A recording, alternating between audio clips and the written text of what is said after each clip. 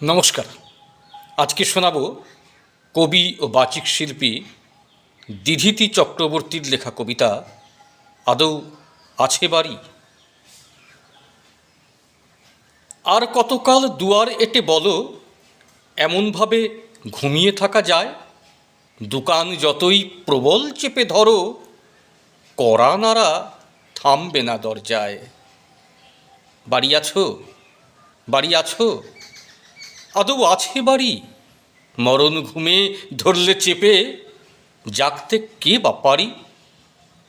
যেখানে বৃষ্টি রক্তারক্তি হয়, যেখানে নাভি নোঙর হয়ে ভাসে, জ্বলন্ত বুক ঠিকরে ওঠা চোখ, সেখানে কার ঘুম কিভাবে আসে?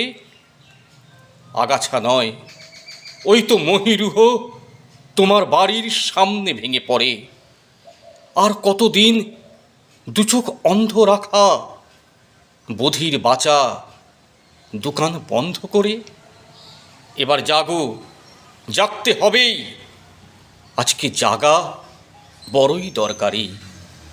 বাড়ি আছো, বাড়ি আছো, অবনী তোমার আদৌ আছে বাড়ি?